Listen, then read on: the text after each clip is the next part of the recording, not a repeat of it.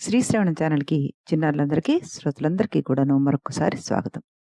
మనం సప్త చిరంజీవుల్లో అశ్వత్థామతో మొదలుపెట్టి బలిచక్రవర్తి, విభీషణుడు, ఆ తర్వాత కృపాచార్యులు. మళ్ళీ ఇప్పుడు మనం భాగవతంలో మొదలై మనకి మహాభారతం వరకు వచ్చిన పరశురాముడి యొక్క కథను గురించి కూడాను మనం తెలుసుకుందాం. పరశురాముడు జమదగ్ని మహర్షికి, రేణుకాదేవికి జన్మించిన వాడనమాట. మొదట నామధేయం ఆయనది రాముడే. ఈశ్వరానుగ్రహం చేత పరశువుని ధరించిన కారణం చేత పరశురామ అన్న నామధేయం సార్థకమైపోయింది. విష్ణుమూర్తి దశ అవతారాల్లో ఈ పరశురామ అవతారం ఒకటి. శత్రువులను హింసించే గండ్రగొడ్డలిని పరశుహు అంటే పరాణ్ శృణాతీతి పరశుహు అంటారు. కనుక అంతవరకు అతనుకున్న రాముడు అనే పేరు పరశురాముడిగా మారి సార్థకమైపోయిందనమాట. ఈయన మనకి మహాభారతంలో అరణ్య పర్వము, శాంతి పర్వాల్లో కనబడుతూ ఉంటారు. అలాగే మనకి భాగవతంలో నవమ స్కందంలోను, బ్రహ్మాండ పురాణంలో కూడాను ఈయన వృత్తాంతం మనకు తెలుస్తూ ఉంటుంది. మనం అరణ్య పర్వంలో పరశురామ వృత్తాంతం గురించి తెలుసుకుందాం ముందు. అరణ్య పర్వంలో ధర్మరాజు మహేంద్రాదిపై విడిది చేసినప్పుడు అకృతవ్రణుడు ధర్మరాజుకి పరశురామ వృత్తాంతం చెప్పాడనమాట. మహేంద్రాదిపై ఉన్నప్పుడు ఋషుల దగ్గర నుంచి పురాణాలు అవి ఇలా రకరకాల విషయాలు వింటూ ఉండేవాళ్ళు కదా.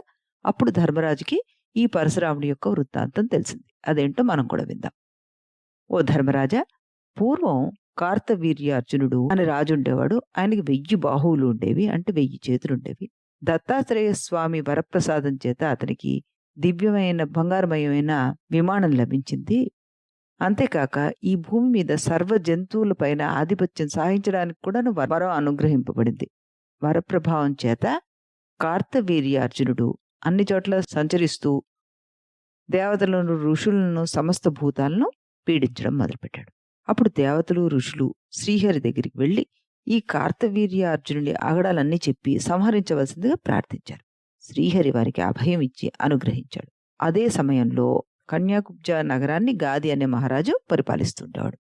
చక్కగా రాజ్యాన్ని పరిపాలిస్తున్న ఆ రాజుకు ఒక కుమార్తె జన్మించింది. ఆవిడ పేరు సత్యవతి. అనంతరం ఆ రాజు రాజ్యాన్ని విడిచి తపం ఆచరించడానికి అరణ్యంలో నివాసం ఏర్పాటు చేసుకున్నాడు. ఆ రాజకుమార్తెకి యుక్త వయసు వచ్చింది. భృగువంశోత్పన్నుడగు రుచీకుడు అను మునీశ్వరుడు గాదిరాజుని సమీపించి నీ కుమార్తెను నాకిచ్చి వివాహం జరిపించవలసినని అర్థించాడనమాట. అప్పుడు గాదిరాజు రుచికమునితోటి, బ్రాహ్మణోత్తమ, మా వంశంలో పూర్వం నుండి శుల్కం తీసుకుని కన్యనిచ్చే నియమం మా పూర్వులు ఏర్పరిచారు. ఆ నియమాన్ని తప్పకుండా నేను కూడా పాటించాలి కాబట్టి ఆ శుల్కం ఇచ్చిన కుమార్తెను వివాహం చేసుకో అన్నారు. ఏంటి ఆ శుల్కం ఇంతకీ? ఒక చెవి నల్లగా ఉండి మిగిలిన శరీర భాగం అంతా తెల్లగా ఉన్న 1000 గుర్రాలు తీసుకొచ్చి ఇవ్వాలి, అదనమాట. అప్పుడు రుచీకుడు ఆ శుల్క నియమానికి అంగీకరించి వరుణేశ్వరుణ్ణి ప్రార్థించి అటువంటి విశిష్ట లక్షణాలతోటి ప్రకాశిస్తున్న 1000 గుర్రాలు ఒకే మారుగా సంపాదించి గాధికి అర్పించాడు. ఆ అశ్వాలను సముద్భవించిన ప్రదేశం అశ్వతీర్థం అన్న నామంతో ప్రసిద్ధికెక్కింది.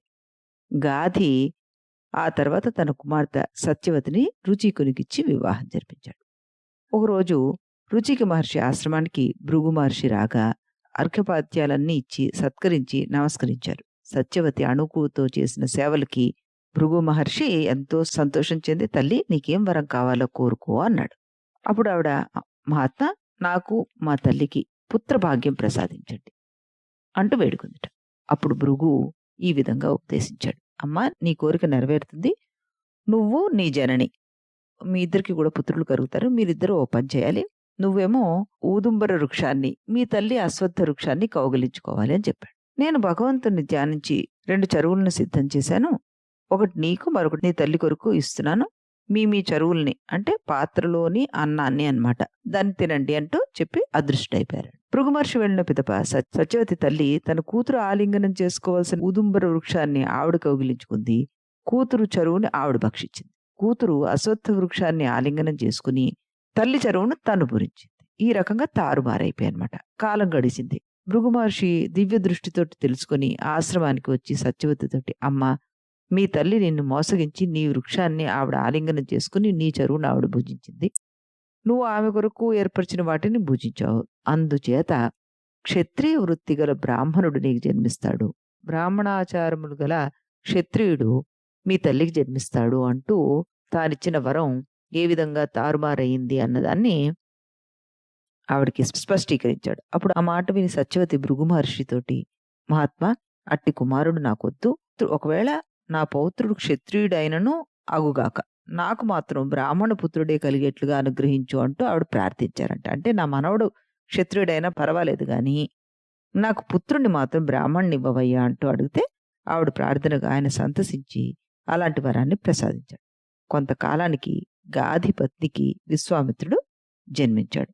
సత్యవతికి జమదగ్ని మహర్షి జన్మించాడు. ఆ మహర్షి వేదాంగాలను అభ్యసించి ధనుర్వేద పారంగతుడైపోయాడు. జమదగ్ని యుక్త వయస్సుడైన పిమ్మట ప్రసేనజిత్తు అనే రాజకుమార్తె రేణుకాదేవిని వివాహమాడి ఆశ్రమంలో తీవ్ర తపోనిష్టని ప్రారంభించాడు. ఆ మునీశ్వరునికి రుమణ్వంతుడు, సుషేనుడు, వసువు, విశ్వవసువు, పరశురాముడు అన్న 5 కుమారులు జన్మించారనమాట. సోదరులతో వయసులో చిన్నవాడైనా కనిష్ఠుడైన గుణాల్లో అందరికన్నా రాముడు జ్యేష్ఠుడుగా ఉండేవాడనమాట. పరశురాముడి జననం వైశాఖ శుక్ల తృతీయ నాడు జరిగిందనమాట. ఈ విషయం మనకి స్కంద బ్రహ్మాండ పురాణాల ద్వారా తెలుస్తుంది. ఒకప్పుడు రేణుకాదేవి తన కుమారులు ఫలం కోసం అడవికి వెళ్ళగా దగ్గరలో ఉన్న కొలంలో స్నానానికి వెళ్ళింది. ఆ సమయంలో అక్కడ మార్తికావతకం అనే దేశం రాజైన చిత్రరథుడు మెడలో నీలోత్పల శృంగార పద్మమాలికను అలంకరించుకుని భార్యతోటి జలక్రీడలు ఆడుతున్నాడు. ఆ దంపతుల పరస్పర అనురక్తిని చూసిన ఆవిడ ఏదో ఆలోచనలో మునిగిపోయి నీటిలో పడిపోయింది. తిరిగి తన ఆశ్రమానికి వెళ్ళగా జమదగ్ని దివ్య దృష్టితోటి తెలుసుకొని ధైర్యం సడలి బ్రహ్మతేజం నుండి భ్రష్టురాలైన రేణుకని, అంటే వాళ్ళని చూస్తూ తన కర్తవ్యాన్ని మర్చిపోయారు ఆవిడ. నీటిని తీసుకొచ్చి ఈయనకి ఇవ్వాలి కదా జమదగ్ని గారికి పొద్దున్న సంధ్యా సమయంలో. ఆ విషయాన్ని మర్చిపోయినందుకు గాను ఆయన ధిక్కారపూర్వకంగా ఆవిడని నిందించాడనమాట. తర్వాత వనానికి వెళ్ళిన రుమణ్వంతుడు, సుషేనుడు, వసువు, విశ్వవసువు అనే 4 ఆశ్రమానికి వచ్చారు. తల్లిని వధించమని క్రమంగా ఒక్కొక్కరికి ఆజ్ఞాపించాడు జమదగ్ని. కానీ మాతృప్రేమ చేత ఒక్కడు కూడా మాతృవధ చేయడానికి సాహసించలేదు. అందరూ ఊరుకుండిపోయారు. తర్వాత వెంటనే ఆ ముని కోపగించి ఆ 4 కుమారుల్ని శపించేశాడు. శాపగ్రస్తులైన వారు మృగపక్షి సమానముగా జడబద్ధిలైపోయారు.